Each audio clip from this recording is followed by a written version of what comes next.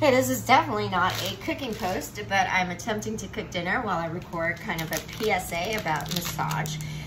And the fact that massage is not a luxury, that it is a necessity. So at the end of this post, I hope you will agree with me that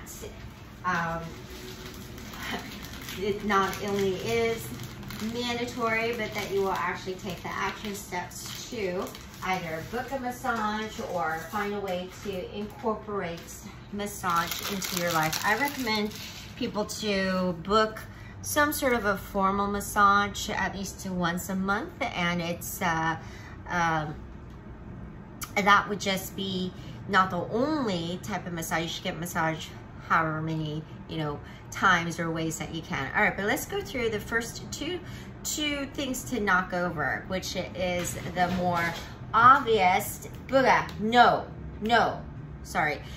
which is the more obvious and agreeable and understandable reasons why massage is beneficial, and then why people would consider it a luxury. And then I will hit on some points and angles, of course, that I think most people wouldn't think about. So first off, I don't think there would be any argument on why, on the reasons that people would agree on about massage being beneficial. But I'm going to present these benefits as under what I call a passive benefit, right? So the immediate and physiological passive benefits of a massage, with moving your tense muscles, right? Releasing tension in the muscles and loosening fascia, moving your blood flow, improving your blood flow, moving your lymph fluids around. And if you're getting some sort of a more sporty type of massage, then you'll get passive joint work done. All that is wonderful. Okay, so no arguments there, right? All right. Now let's hit on why people would consider it a luxury. Again, it is a luxury, it is a treat, but why people keep it in that realm only. And it's usually because of time and cost, right? Totally understandable. So we'll talk about some ways to get around that. But when people think of massage, they think of it as a special self-care, like self-care is a luxury. It's not. Or something that you do when you have a vacation and you're going to treat yourself on a getaway, something like that. A lot of people do.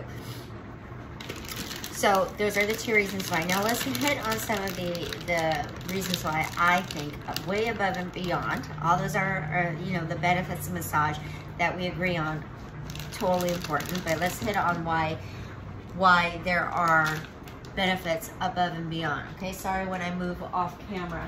And this would be what I consider more under the active benefits of massage. So we're getting away from the passive receipt, right? Being the recipient of touch and being just passive about it, which there is an element of activeness right there in the ability to relax and accept that, okay? But when I talk about active benefits of massage, it's really the idea of skin to skin. Well, there's several things, but the first thing is the idea of skin to skin contact. So if you've seen those posts or those photos where people are like, oh, that's so cute, and you see newborn infants, right? Bare naked babies on bare-chested moms and dads. It's not just to make a cute picture. It's because that sense of touch in order to create bonding, okay, is one thing. But really, and I don't know if this is a scientific term, but it's really to wake up proprioception, right? So our sense of touch is extremely important in our, really our connection, our delineation of self to outside of self, okay? So that part is not just like, oh, like touch just for the sake of having a physical connection, okay? That sense of touch serves us, okay? All right, so now there are different forms of touch, of course, and this is where another part of the active comes in, because now as we grow up, we experience touch in different ways. So there's the connection, the very important connection to affection, to comfort, and all of that we associate with touch. But then we have some negative experiences with touch as well, right? And what happens in both of those instances, though, is that we tend to have a very automatic reaction, right? We either meld into that touch that we want or trust, or we tense up automatically against a touch that is unwanted or, you know, something negative, okay? Well, the idea of being able to control our reaction is pretty important. So in the area of exercise, just like we would in exercise where we learn to either tense or contract or relax, you know, as needed, the right muscles for the right exercise, I think it's very important to be able to control that reaction, okay? So just like when we're being ticklish, let's say, something like we think is out of our control, I do believe there are ways, you know, through being intentional about our sense of touch and reaction to touch to get over that, okay? So that's one thing. Now, we also have the actual exploration of the sense of touch, right, as a sensation. So our skin is one big organ from scalp to the bottom of our feet. And I believe in order to enrich our experience as human beings, we should explore all the senses of movement as well as touch. So massage will cover a huge part, and we want to keep exploring massage or ways of massage in order to do so. So for example, how often do we get touched behind the ear, down the side of our neck, or maybe like the inside of our, there's my inside slipper, inside of our ankles, right? Maybe behind the knee, inside of the elbow, outside of the elbow. I mean, like, we are the whole head to toe a sensory organ with the skin, okay? So I do believe it's important to explore that. So you would supplement, right, with the massage. So for example, when you go get a professional massage, they don't normally massage your ribs because we don't massage over bones, okay? But you could take the gorgeous ball or something like that, and then when you roll on it, okay, you'll be able to expand your rib cage for better breath, right? So just making sure like nothing is missed out.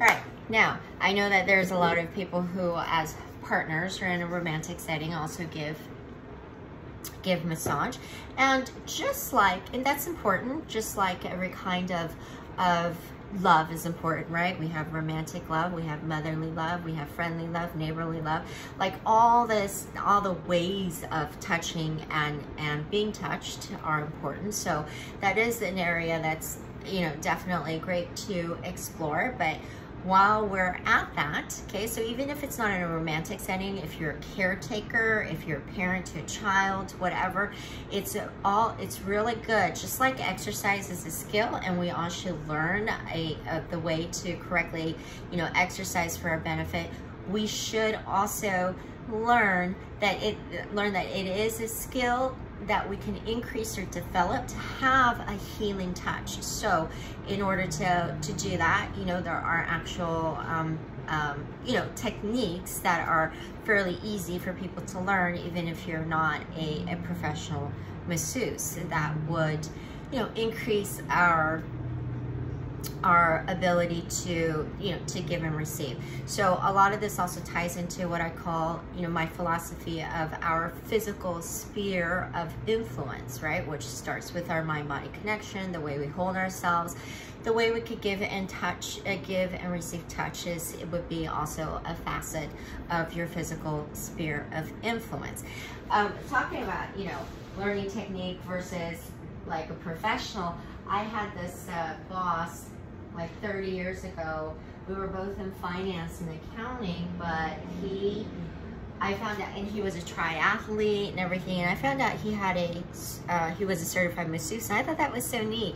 So I said, oh, when do you do it? When do you give massage? Do you do out calls, and he just basically said, oh no, I don't like to touch people.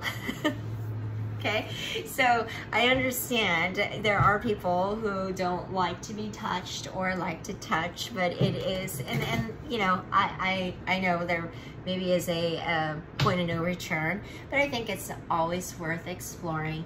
And all the forms of massage are also beneficial, such as if you do, all of it. I use it, all the gadgets, the massage guns and the therapy balls, and there's even, when you're diving underwater and you have that water compression, that is, you get some of the benefits of massage that way. But anyway, so your task is to figure out how you're going to incorporate massage. Get more massage into your life one way or another. And if you're going to book a massage and time and money is a factor for you, I would suggest bypassing the fancy spas, which take time, not only, in the drive there to wait and to check in, and they want you to put on the robe and then drink the tea. Just go to like a Chinese masseuse, you'll be in and out, and it'll be cheaper.